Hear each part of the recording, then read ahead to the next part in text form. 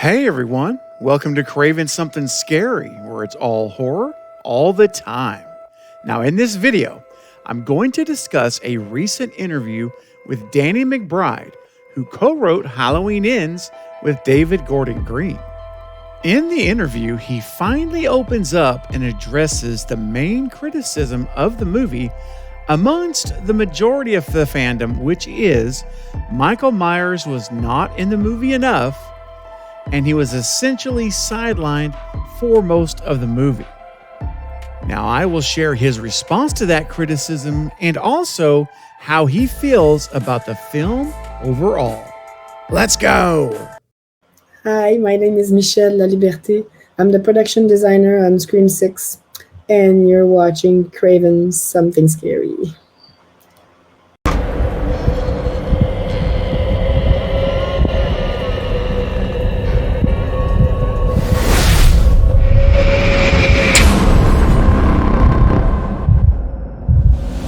So Us Weekly recently interviewed Danny Mcbride, and I also found an article on Screen Rant about it, so I'll be sharing some of that commentary with you along the way as well. Now, to set the stage here, I want to ensure everyone understands the context. Now, despite having gotten off to a strong start with 2018's Halloween, David Gordon Green's revival trilogy as a whole ended up being a disappointment for many fans.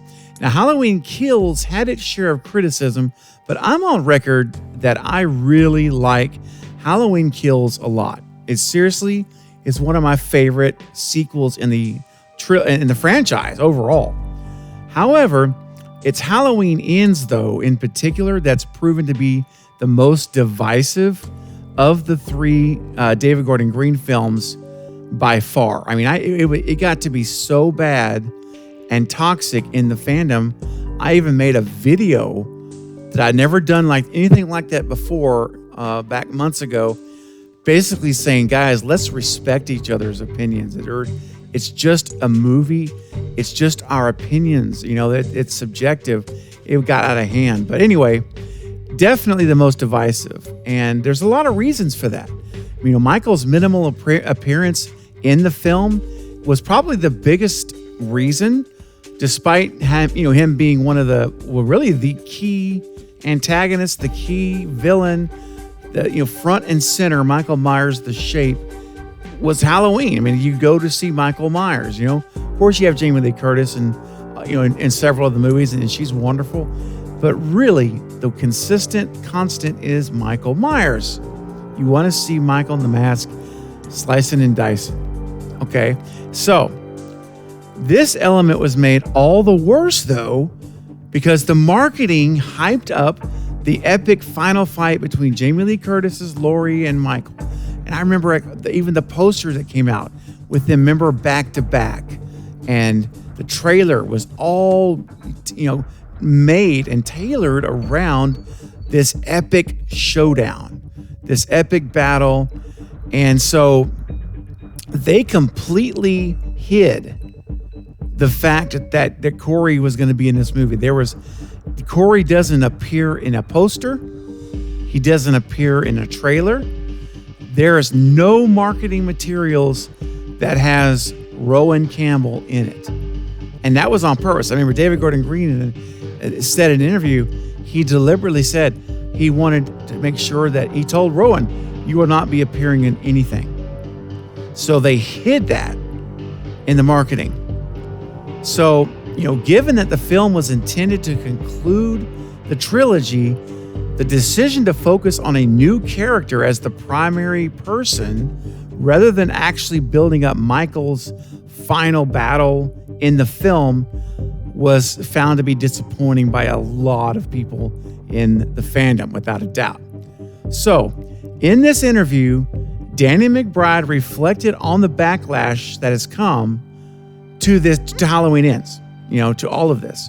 So when looking in particular, though, at the Michael Myers criticisms, namely that the iconic killer was only minimally in the trilogy finale, the co-writer admitted that the critiques are valid. So he's saying, yes, the criticisms about Michael minimally being in the film, those are valid criticisms. by the fans. However, though, he went on to defend David Gordon Green's vision for the film.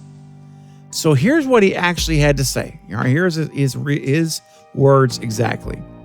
He says, quote, I think that is a valid criticism. All three of these movies was really David Green's sort of brainchild.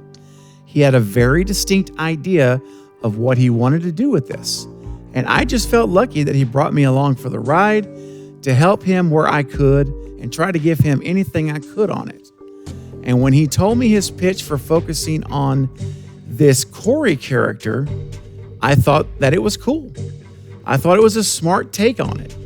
I thought that it was a way to avoid repetition and sort of explore something a little different and still tying it into what Halloween's ultimately about. All right, so first thing I'm going to say about this interview is he does admit, here, I think it's a valid criticism. All right, so he does give us that. That's all he gives us, though, because immediately he flips it over and says, basically, hey, I support David Gordon Green. I back his decision to do what he did with Corey in the film, and I expect him to say that. Number one, nobody that's working in this role is going to throw another writer, director under the bus. That's career suicide. You're not going to do that. So I would not expect him to come in here and say, yeah, it was a terrible decision. It should not have been done. Heck, he may have even had ideas that would have been a whole much better idea for the film that David Gordon Green, decided not to do, and he went with what we saw. So we're, honestly, he's going to have to be politically playing the game a little bit too. Now, I'm not saying that he's lying, or I'm not saying that he doesn't, he's not being honest with what he's saying at all. I don't know. Like, I have no clue. But I'm just saying this. Take it with a grain of salt, because when you're in that situation, you're going to have to say the right thing. You're not going to, like I said, you're not going to come clean here and throw someone under the bus if you ever want to work again, because that's nobody's going to want to work with this guy if you do that. So anyway, just keep that in mind.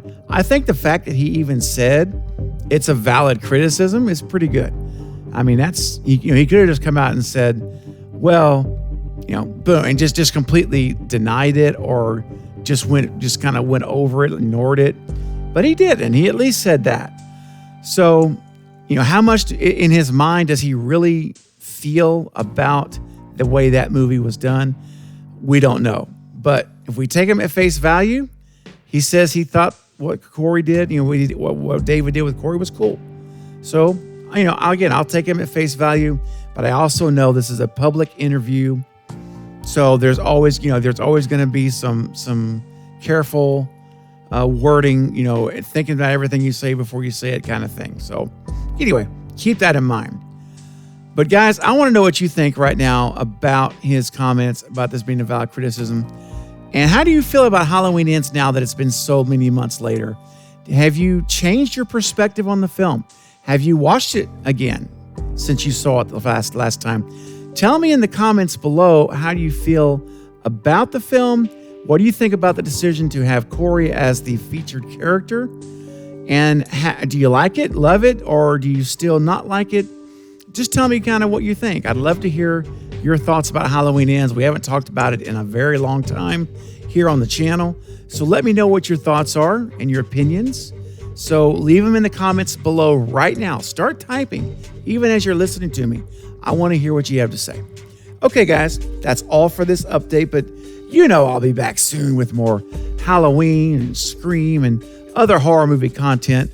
Don't forget to like and subscribe. And until next time, this is Craven Something Scary, where it's all horror all the time. Thanks for watching.